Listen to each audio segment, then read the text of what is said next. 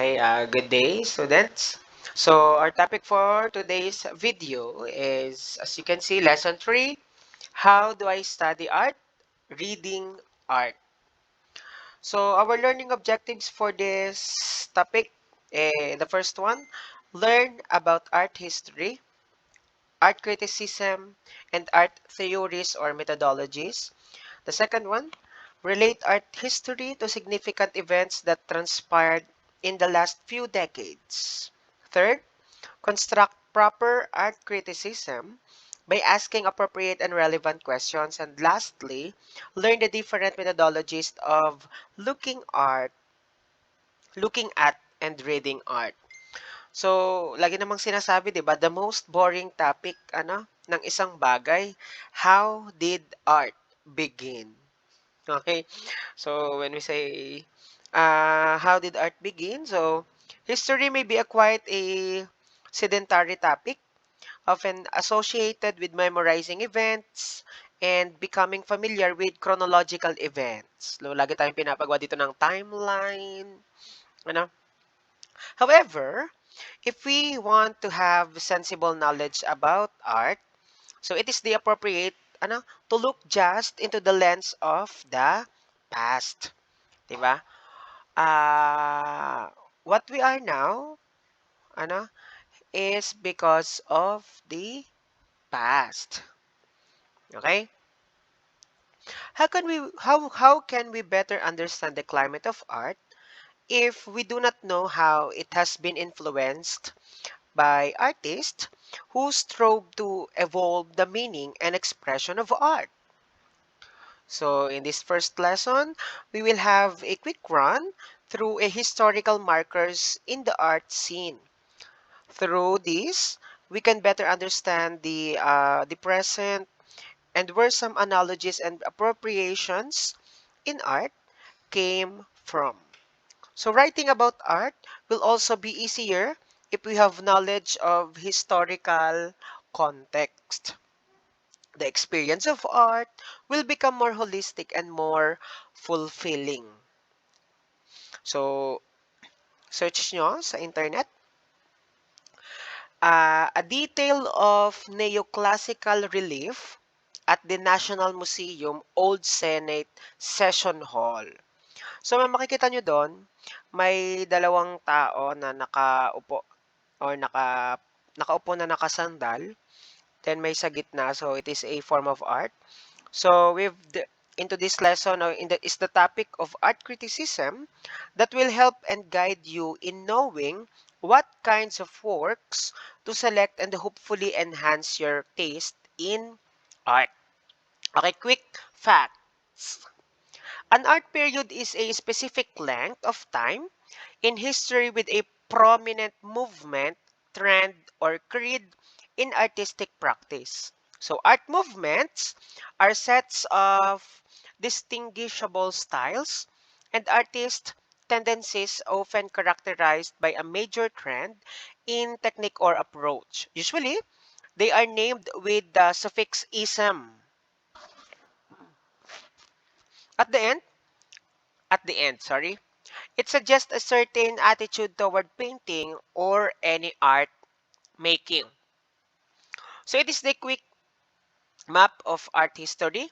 So this quick guide to art history is intended to be brief and concise, but should also prod you into further exploration of some art periods. Okay?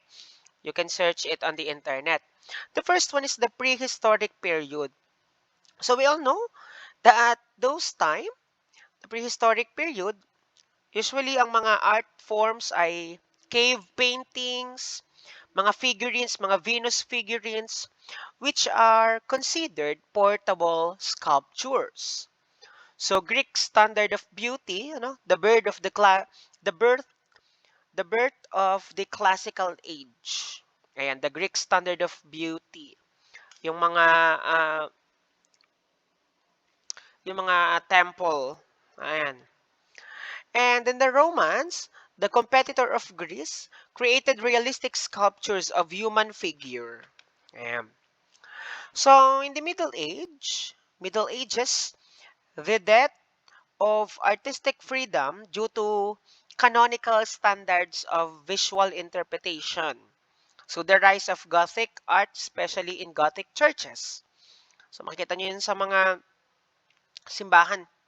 Popular art, stained glass windows, and illuminated manuscripts. Ayan.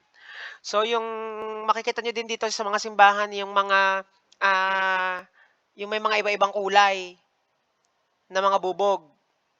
Ayan. So during the Middle Age din siya nagsimula. Next natin ay Renaissance.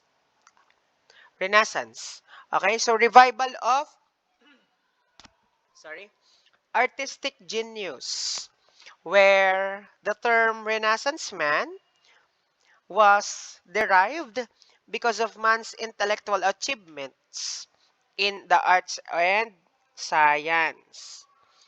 So the time of masters, example, Donatello, Da Vinci, Michelangelo, Raphael, and Van Eyck ay nagsimula during the Renaissance.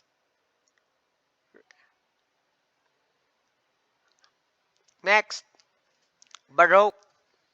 So, dito sa time ng Baroque period, grandiose and ornate art. Okay? So, artistic innovation, spotlight effect, called chiaroscuro, or in extreme usage, it is called tenebrism.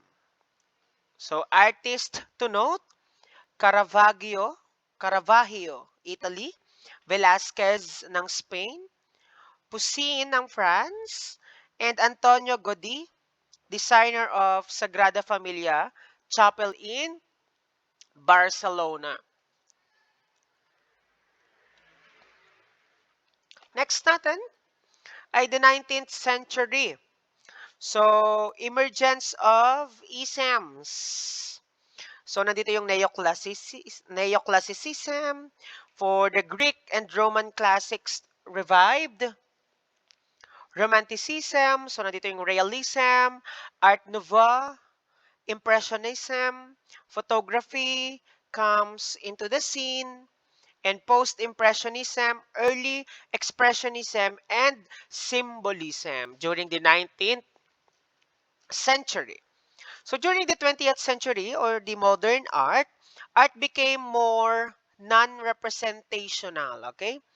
Garish colors explored in Fauvism, abstracted sculptures emerged, simplified forms in paintings by Picasso and Matisse, art movements, andito na yung mga cubism, futurism, constructivism, expressionism, and dito din, under ng 20th century modern art, yung Mondrian's purely geometric art. So, sir, during the wars then, may art pa rin po ba? Yes. Art during the wars. So, nandito yung Dadaism. So, the art movement that defies logic. Surrealism, stepping into the dream world. American art blossoms. Nandito sina Jackson Pollock became famous as Jack the Dipper and paved the way for American abstract expressionism. So, dito na din yung mga mobile or mobile sculptures by Alexander Calder and color-filled ni Rothko. Paintings also became prominent. And lastly, the 20th century to contemporary. Okay? So, highly experimental and radical. So, nandito na din yung mga pop art. Defines consumer culture, dominated mostly by works of Andy Warhol. So, dito na din yung mga minimalism. Ayan, glorifying the simplest, art elements. Birth of conceptual art. Photography is further developed, which paved the way to art movement. So, andito na din yung photorealism, and then the neo-expressionism or new expressionism is characterized by strong subject matters. And lastly, Contemporary art. So it is a very diverse art scene. So the rise of appropriation, photography, derived works, graphic style of art, experimental works, and multimedia and or multimodal art. So to make the learning about art history more intentional, so let us further process and assess the information provided previously of what I have said. So learn more about some of the art periods through this activity. Okay? So I want you to uh, choose your group members. So you need to split the class into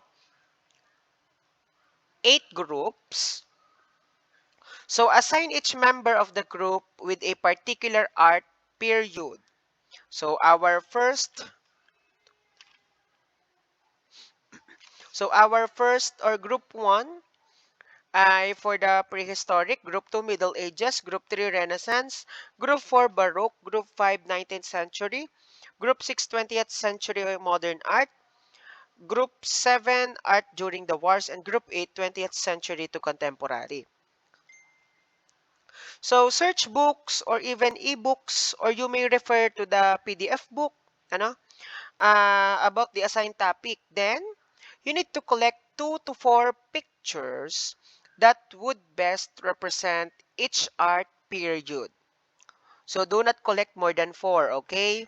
So pick artworks that intrigue you and that which you will be able to discuss to the class. So the objective is for the students to become familiar with the historical period where the art belongs, okay?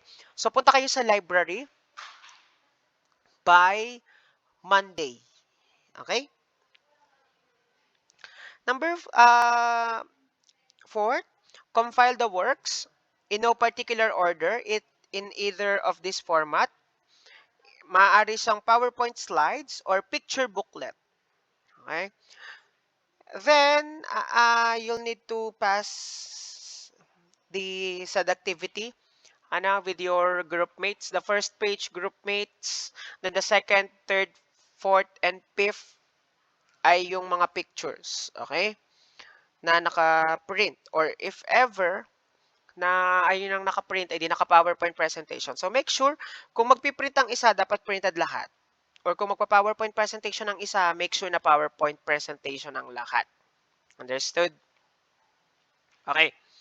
So, if art history is an objective on to study, if art history is an objective study on art, so art criticism will teach us how to apply critical thinking when looking and interpreting forms of art.